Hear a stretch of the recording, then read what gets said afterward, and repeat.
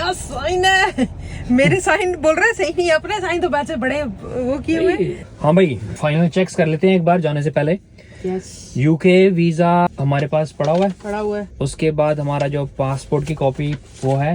हाँ है, आगे 2 रिसेंट फोटोग्राफ चाहिए। बैग में फ्लाइट्स की जो टिकट्स हैं वो हैं। होटल रिजर्वेशन भी है। उसके बाद प्रूफ ऑफ सफिशिएंट फंड्स, जो हमारी बैंक स्टेटमेंट्स वो भी हैं, 3 महीने की लगती हैं। फिर उसके बाद completed and signed application form वो भी है। लास्ट 3 मंथ पे स्लिप्स, जो हमारी सैलरी स्लिप्स हैं लास्ट 3 मंथ्स की वो है। आगे लेटर फ्रॉम माई एम्प्लॉय, मतलब जो हमारे जहाँ पर हम काम करते हैं उनकी स्टेटस लेटर। आगे ट्रैवल इंश्योरेंस पॉलिसी वो भी आ गई। और हमारे अदर डॉक्यूमेंट्स जो है हमारी, आई थिंक हमने एक चीज़ और एक्स्ट्रा लगाई है, वैसे उसकी लगाने की ज़रूरत नहीं है।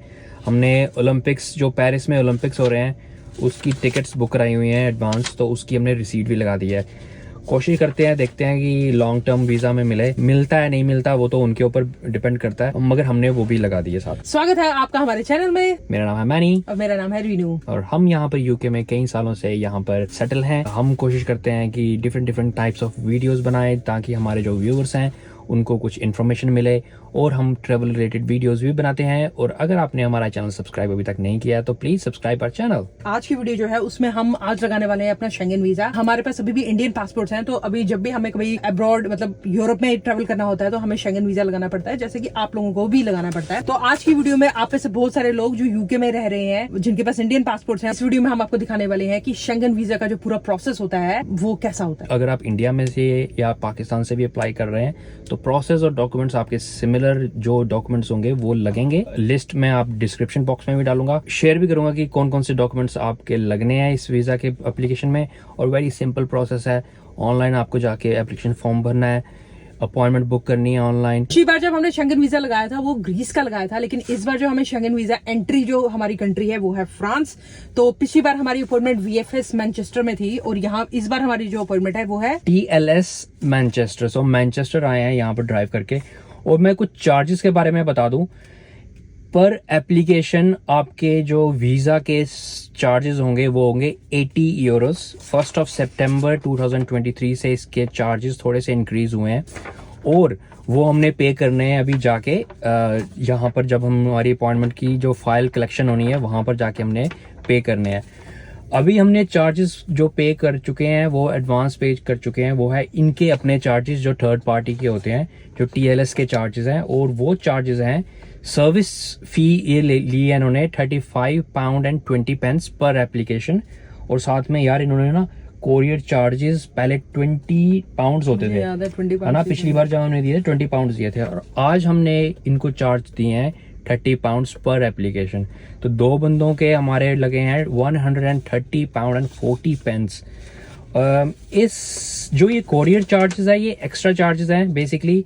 अगर आप प्रेफर करते हो इन पर्सन आके अपना पासपोर्ट कलेक्ट करने में तो आप ये चार्जेस स्किप भी कर सकते हो, लेकिन अब यार बर्मिंघम से इतनी दूर ड्राइव करके आना हम दोनों को, तो हमने सोचा चलो ये 30 पाउंड इसके चार्जेस देंगे, और हमारे घर स्पेशल डिलीवरी के थ्रू हमारे घर पोस्ट होके घर हमारा पासपोर्ट, हमारा जो डॉक्यूमेंट्स होंगे वो वापस आ जाएंगे।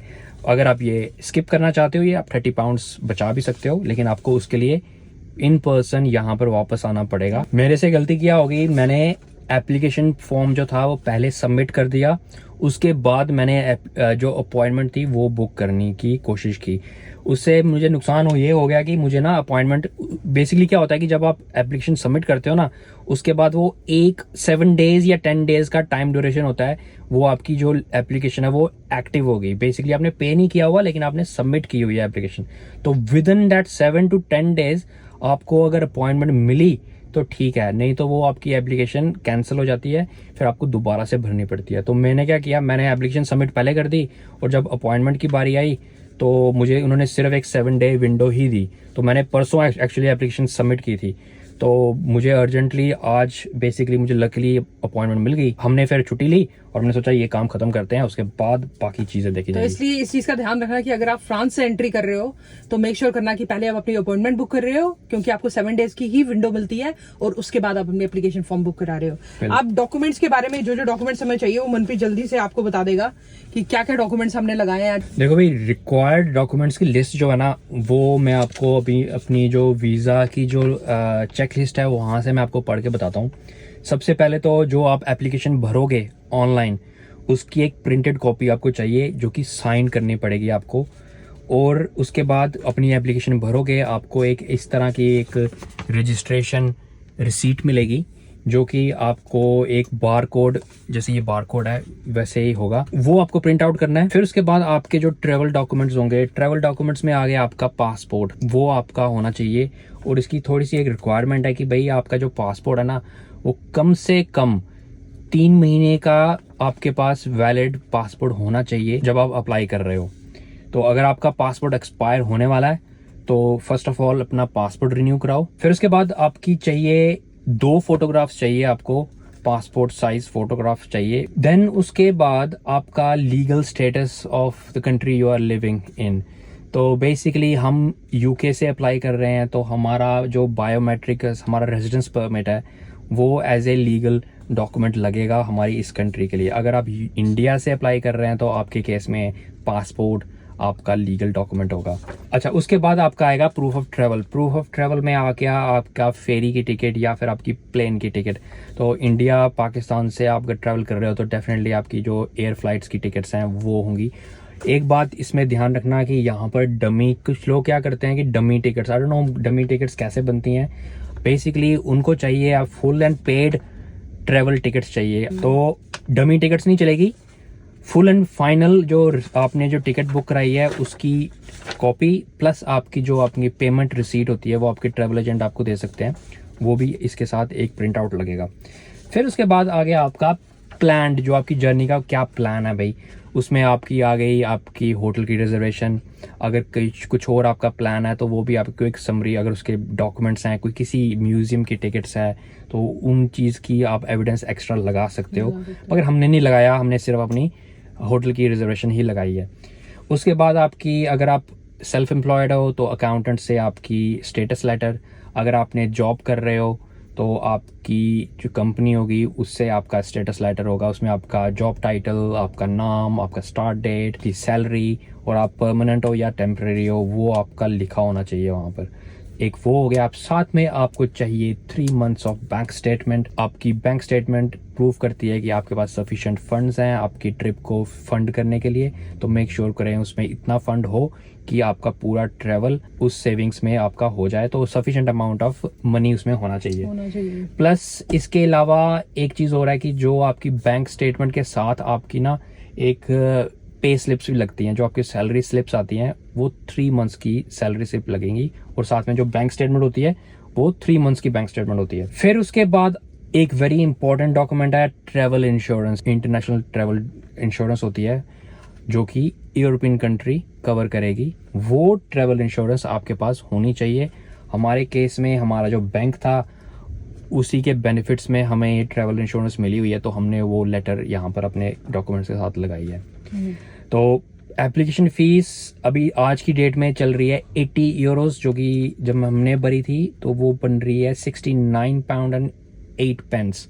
तो तकरीबन 80 यूरो, जो कि तकरीबन 7,000 रुपये इंडियन करेंसी आज के हिसाब से चल रहा है, तो वो आपकी फ़ी होगी। बट इसके ऊपर मुझे लगता है, जहां तक मुझे लगता है, जितना मैं रिकॉल कर सकती हूँ पूरा हमारी पिछली अपॉइंटमेंट से, आई थिंक इसके ऊपर वो वैट भी लगाते हैं।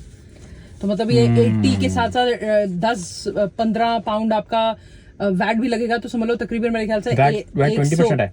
हाँ। मतलब ये तो आपका तकरीबन 100 पाउंड, 10,000 रुपये लगा के चलो आपकी वीजा फीस है 10 से 12। हाँ, और साथ में अगर आपने ऑब्वियसली थर्ड पार्टी के थ्रू जाना है तो उसकी फ़ी भी 35 पाउंड, जो कि 3500 रुपया पर एप्लीकेशन जाएगी, प्लस कोरियर चार्जेस 3,000 रुपये 150। तो तकरीबन 300 दो बंदों की 30,000 पड़ गई। तो मतलब ये तो आपका हो गया, मतलब ये हमें एक रफ एस्टिमेट दिया है, लेकिन ऑब्वियसली ये जो फिगर्स हैं ये डिफर कर सकती हैं, लाइक डिफरेंट डिफरेंट हो सकती हैं इंडिया में, क्योंकि इंडिया में कुरियर चार्जेस सब कुछ डिफरेंट है। लेकिन आप मतलब इतना लगा के चलो कि 15 से 20,000 रुपया पर कैंडिडेट का एप्लीकेशन पे लगना ही लगना है, मतलब वीजा एप्लीकेशन पे लगना ही लगना है। और ये चार्जेस पता है अभी अभी बढ़े हैं, 1 सितंबर से बढ़े हैं ये चार्जेस इंक्रीज किए इन्होंने। चलो हमारे टाइम पे सारा चार्जेस इंक्रीज होता। तो अब हमारी अपॉइंटमेंट है, अभी यहाँ पे हो रहे हैं 12 बजने वाले और हमारी 12:30 में अपॉइंटमेंट है। तो अभी हम जाने वाले हैं वहीं पे वीजा सेंटर पे और वहां पे जाके हम देखते हैं आज का कैसा एक्सपीरियंस होने वाला है। क्योंकि पिछली बार मुझे याद है हमारी मैनचेस्टर में अपॉइंटमेंट थी,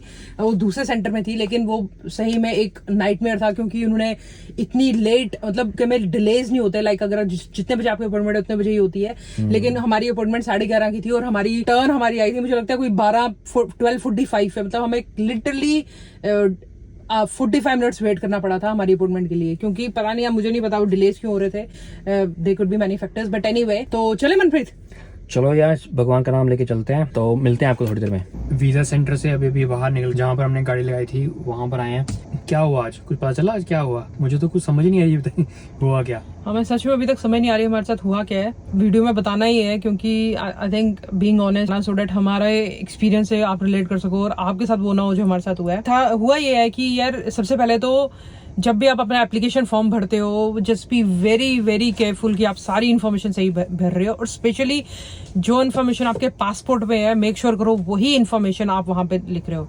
अब हमारे साथ क्या हुआ, मेरा जो पासपोर्ट था उसमें मेरा फर्स्ट नेम और लास्ट नेम जो था वो फर्स्ट नेम में लिखा हुआ है, और मेरा सरनेम जी जहाँ पर लिखा होता है वहां पर एम्प्टी है। अब मैंने यूके का वीजे अप्लाई किए हैं, मैंने दुबई, मैंने और यूरोपियन कंट्रीज के भी वीजे अप्लाई किए थे, और कभी ऐसी प्रॉब्लम नहीं आई। बेसिकली मेरा पासपोर्ट में खाली है, लेकिन जब मैं एप्लीकेशन कोई भरता हूँ तो मैं अपना सरनेम सिंह डालता हूँ, और जो मेरा फर्स्ट नेम है मैं वो फर्स्ट नेम की जगह डालता हूँ। जैसे हमारी अपॉइंटमेंट आई, हम गए तो हमने जैसे अपने डॉक्यूमेंट्स दिए, तो जैसे ही दिए वैसे उन्होंने बोला कि हम आपकी एप्लीकेशन एक्सेप्ट नहीं करेंगे, क्योंकि जो मनप्रीत की जो एप्लीकेशन थी उसमें उन्होंने बताया कि जो आपने एप्लीकेशन फॉर्म भरा है उसमें जो आपका फर्स्ट नेम है, फर्स्ट नेम और लास्ट नेम है, वो आपके पासपोर्ट के फर्स्ट नेम से मैच नहीं करता। और हमारे इंडियन पासपोर्ट पे क्या किया हुआ है ना, आप में से पता नहीं, आप में से बहुत सारे लोगों के साथ शायद ऐसा हुआ हो कि हमारा गिवन नेम में हमारा पूरा नाम लिखा हुआ है मनप्रीत सिंह, और हमारा जो सरनेम है वहां पे कुछ भी नहीं लिखा हुआ। तो डेट मीन्स कि हमारा सरनेम कुछ है ही नहीं।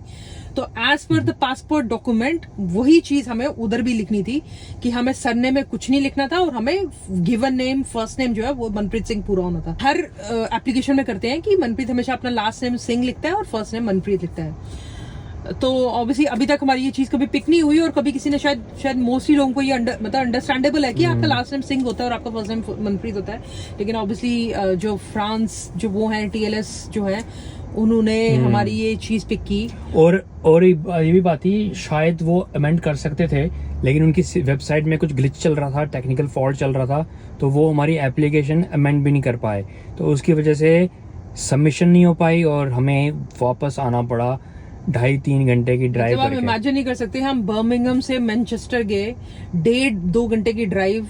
तो मतलब मेरा तो रोना निकलने वाला था ऑनेस्टली। वहां पे मैंने मैनेजर्स वगैरह सबसे बात की, लेकिन अनफॉर्चुनेटली वो कुछ नहीं कर सकते थे, क्योंकि उनके सिस्टम में कुछ ऐसा था ही नहीं। क्योंकि वो बोल रहे थे कि कोई एक नया, एक्चुअली वो बोल रहे थे मनप्रीत कि एक नया अपडेट हुआ है, और उस अपडेट के अकॉर्डिंगली आपको हमेशा मेक श्योर करना है कि आप अपना एप्लीकेशन फॉर्म बड़ी ध्यान से और सही भरें, क्योंकि अगर कुछ भी गलत होगा उसमें वो अमेंड नहीं हो सकता। तो आपको मतलब दोबारा से अपॉइंटमेंट लेके दोबारा से फीस भर के, बिल्कुल जो हमने फी भरी पूरी वो सब पैसा जो था, हमने 32 पाउंड आई थिंक पर एप्लीकेशन थे। तो मतलब हमें 7,000 का चूना लगा है। मतलब 7,000 का चूना क्या, 7,000 हमारा वेस्ट हुआ है, और अब हमें फिर से एप्लीकेशन भरनी पड़ेगी और हमें फिर से अपॉइंटमेंट लेनी पड़ेगी, और पैसे तो छोड़ो यार, हमारा टाइम, बिल्कुल हमारा पूरा दिन वेस्ट हो गया। सबसे वही बात है कि अब दोबारा से हमें जाना पड़ेगा।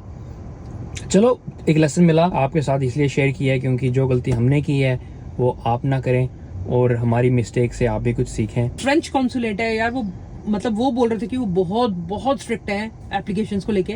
तो यार हमने जो गलती की, ऑनेस्टली पूरा दिन वेस्ट हुआ है यार। मेरे को अभी तक रोना आ रहा है। एक छोटी सी माइनर सी मिस्टेक थी, चलो मगर क्या करें, अब जो मिस्टेक है बोला कि आपके वैसे पैसे भी रिफंड नहीं होंगे। तो हम थोड़ा नॉर्मल हो गए हैं, लेकिन ऑनेस्टली जब उस टाइम पे मुझे पता चला ना, मुझे लगा कि यार ये मतलब ये रियल नहीं है, ये झूठ बोल रहे हैं।